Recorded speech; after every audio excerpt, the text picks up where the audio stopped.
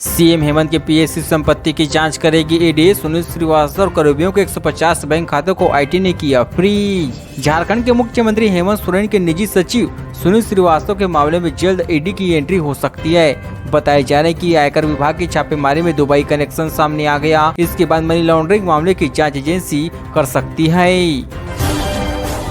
Grill काटकर bank में घुसकर 10 लाख रुपए उड़ाए, 3 लाख रुपए खिड़की के पास गिरे मिले। अकेले ही चोर ने किया है वारदात। पालो में झारखंड राज्य ग्रामीण बैंक की बेलवाटिका शाखा में चोरी की घटना हुई है। चोर बैंक के लॉकर से 10 लाख रुपए चुरा कर फरार हो गए। इस बैंक में कोई भी सुरक्षा गार्ड नहीं है। चोरी के कारण सोमवार को बैंक में ग्राहक से संबंधित कार्य नहीं हुई है। यूपी में सीधे यमराज के घर जाने का टिकट कटता है। झारखंड सरकार पर खूब गरजे सीएम योगी।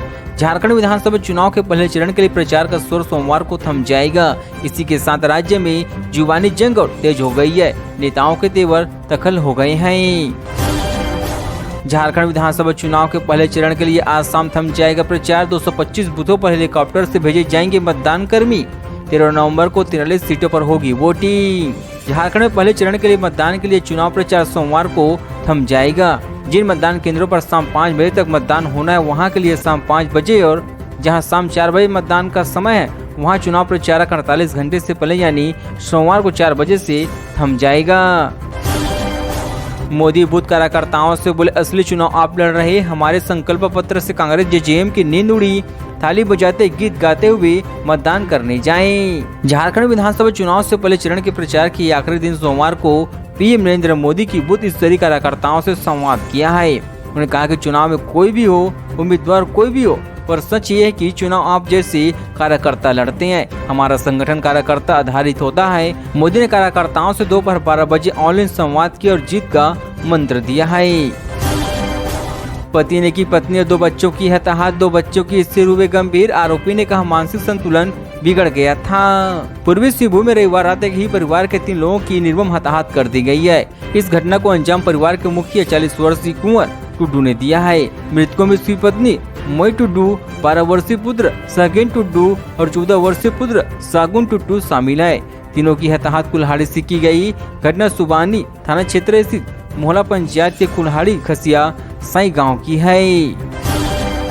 चुनावी जनसभा में गरजी कल्पना सोरेन, देरी से उड़ान की अनुमति से हुई नाराज, का हमारी सभा को रोकने का प्रयास। झामुमो विधायक कल्पना सोरेन सोमवार को पश्चिम सिंहभूम पहुंच चुकी है। यहां जगन्नाथपुर विधानसभा क्षेत्र से इंडिया गठबंधन कांग्रेस प्रत्याशी सोनाराम सिंह के पक्ष में चुनावी जनसभा किया है। इससे पूर्व घाटशिला में जनसभा में कल्पना सोरेन ने उड़ान से संबंधित कुछ तकनीकी कारणों की वजह से करीब 1.5 घंटे तक रुकना पड़ा।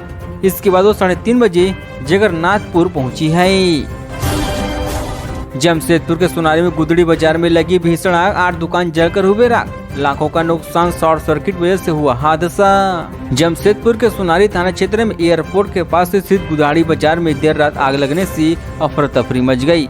यह घटना करीब 12 बजे की है, जब मसाला पट्टी लाइन में शॉर्ट सर्किट की वजह से अचानक एक दुकान में आग भड़क उठी।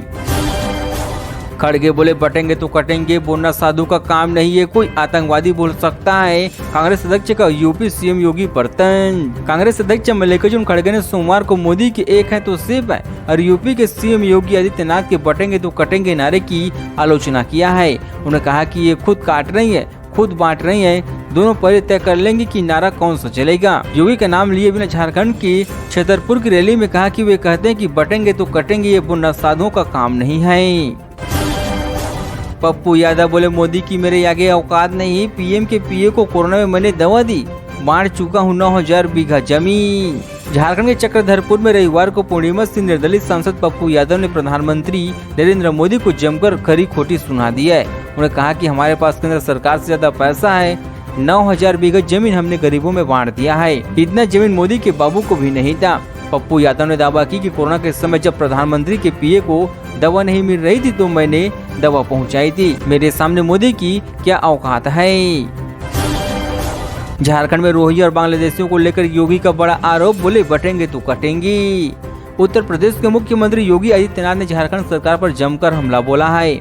योगी ने आरोप लगाया कि झामुमो के नेतृत्व वाले सत्तारूढ़ गठबंधन से राज्य को रोहिंग्या और बांग्लादेशी घुसपैठियों के लिए धर्मशाला में तब्दील कर दिया है। मन से रोने लगे कांग्रेस छोड़कर बीजेपी में आए आदिवासी विक्रम जायसवाल बोले अब झुकने का शौक नहीं। झारखंड चुनाव के बीच कांग्रेस को बड़ा झटका लगा है। पार्टी के सीनियर नेता आदित्य विक्रम जायसवाल ने भाजपा का दामन थाम लिया है और सोमवार को बीजेपी में शामिल हो गए हैं। झारखंड में मेला दिखाने गई नाबालिग से रेप दरिंदा ने पहले भी कई बार बनाया था वह हवस का शिकार। नाबालिग और युवक दो अलग अलग गांव के रहने वाले हैं। इस सिलसिले में पीड़िता ने थाने में दिए आवेदन में लिखा कि इस साल 2023 के मार्च महीने में युवक द्वारा पहले शादी का प्रलोभन दिया, फिर उसके बाद शारीरिक संबंध बनाने लगी। आशिक से मिलकर आई पत्नी को पकड़ा, फिर उसी से फोन कर दोबारा प्रेमी को बुलाया। पति ने दोनों को दी है सजा। धनबाद में एक शादीशुदा महिला अपने प्रेमी से मिलकर घर पहुंची। पति ने जब उससे पूछा कि कहां गई थी, तब महिला के पास उसके आशिक का फोन आ गया। पति ने महिला से प्रेमी को दोबारा मिलने के लिए आने को कहा। झारखंड में रांची के बाद हजारीबाग के स्कूलों पर खतरा, रद्द हो सकती है कई स्कूलों की मान्यता।